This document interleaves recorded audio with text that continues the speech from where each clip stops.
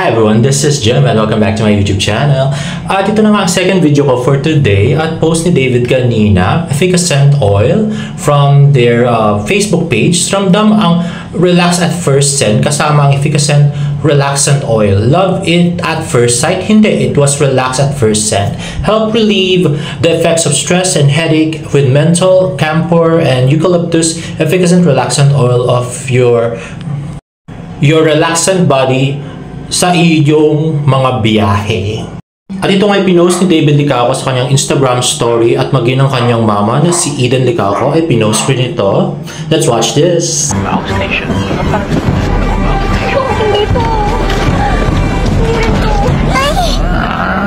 Relax. Mag-efficacent relaxant oil. Ramdam ang ginawa na trusted sa effects ng stress and headache. Efficacent relaxant oil. Actually, parang kailangan ko rin yan, David. Kasi sumasakit ang ulo ko sa inyo ni Barbie.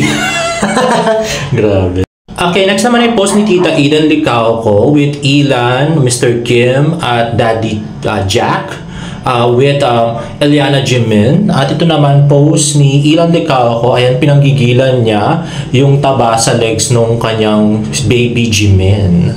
At ito naman post ni Jin Licauco, mukhang nag-exercise siya with the Ateneo team. Or rather, nag-post ng jogging together with the Ateneo team. Next naman ay post ni Steven Caballero Roloma sa Rockwell Power Plant Makati yesterday. So mukhang nagkita sila ni David doon. At ito naman ay nakita ko sa Facebook. Ito, mas mahabang video nung sinute yung finale ng Maria Clara at Ibarra. Ayan, 3 cams wide shot. Okay, so ayan na si Fidel at saka si Clay, no? Ito yung mga the best times of the Love Team Barda kasi wala pang mga asungot ng mga panahon na yan. Oo, ay nako, grabe. Sana bumalik yun. Sana wala na rin talaga ng tuluyan si Asungot. Grabe, ayan na nga. Si Clay at saka si Fidel. Grabe. Ayan. So, wala siyang dialogue, unfortunately, guys. Song actually nilagay ng creator dito, pero hindi naman kagandaan yung song. Ayan. So, sayang-sayang si Barbie sa pagyakap kay David. At natapos na rin. Ayan na nga, ang finale ng Maria Clara at Ibarra. Ayun. Meron silang parang ginawang ikutan ng camera doon, no? O parang siya, release. Naiikutan ng camera. Ayan. So gustong-gusto nila yung mga ganyan na na shot, yung umikot-ikot yung camera sa sa kanilang dalawa. 360-degree angle, gano'n. Ayan. Si Dr. Clay. At saka yan si Mir, na napakapayat pala sa personal. Nakita ko na rin niya sa personal, guys. At yan. Ayan na si Barbie nila pag nayo. At ito naman ay post ko 1 year ago sa aking TikTok account. Kaya pala, ganun yung picture na kinuha ni David sa kanyang background. Kasi kay Barbie pala yun. Grabe, no? This was exactly 1 year ago, March 31. Yan ang Village People magazine cover ni Barbie Fortesa. At syempre, wala pang asungot kasi sobrang saya ko noon. At saka super love ko si David ng mga panahon na yan. At ito rin, ang ganda nito, Deal with Barbie. March 26, pinost ni David pala yun. Ayan, yung photo card ni Barbie. So, alam ko talaga si Barbie talagang love niya ng mga time na yon. At ito naman post ni David ng March 31. Ayan, yung random din niya raw nakita si Barbie sa post ni. O diba, destiny talaga.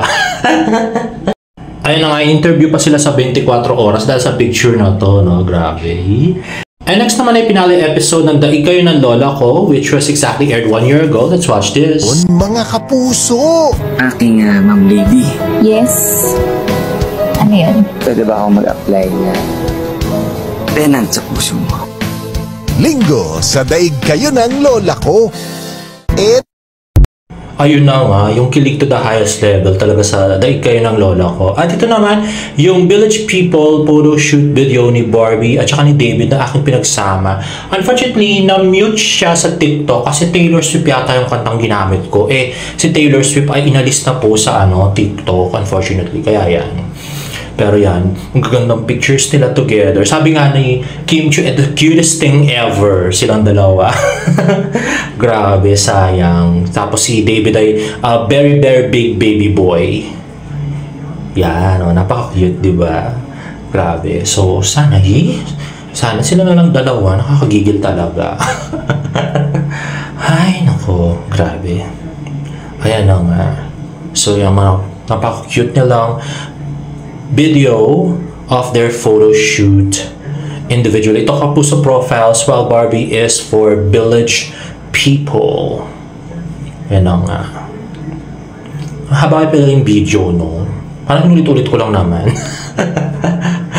Pero at least, yan yung mga time na wala pa po ako sa YouTube niyan. Kaya wala nito sa YouTube. Pero pwede ko lang post, di ba? Why not? Next naman ay behind the scenes video ni David Licauco while doing a bench active photo shoot posted by Miss Isabel Bulatao. Ayan. Ako ko sa TikTok or sa Instagram niya pinost. Ayan, napakagwapong si David. Ayan. This was exactly 1 year ago. At ito naman, post naman ni Barbie sa kanyang Instagram yata. Ayan o, nakikipaglaro siya sa kanyang pamangkin na si Lucian. Ayan. Parang Star Wars yata yung laban na nila dyan. At todo balot nga si Barbie.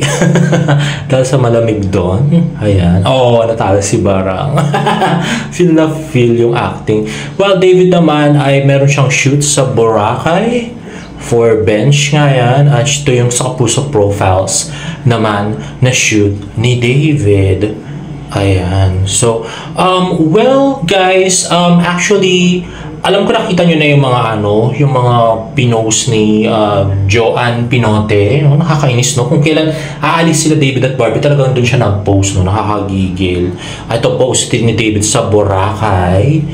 Yung buko ni David. Oo, no? So, sana talaga matapos na yung si Joanne Pinote. Sana makas na ang kasamaan sa mundo ni Joanne Pinote, no? Tsaka yung si Asungot. Nakakainis, no? Panginis sila sa mga Barda fans at tsaka inaalis nila yung kilig natin, no? Imbis na kinikilig tayo ngayon para doon sa Canada. Kailangan pa talaga nilang i-post yan, no? Nakakagigil. Ay, nako, sana matapos na to. At ako medyo nasasawa na rin ako. Although kinikilig pa rin naman ako at susuportahan ko sila. Pero yung endgame sila, ewan ko, naigugula na ako guys. Nainis na ako. Anyway guys, if you like this video, please give it a thumbs up and please subscribe to my YouTube channel for more Barda updates. See you on my next vlog. Bye!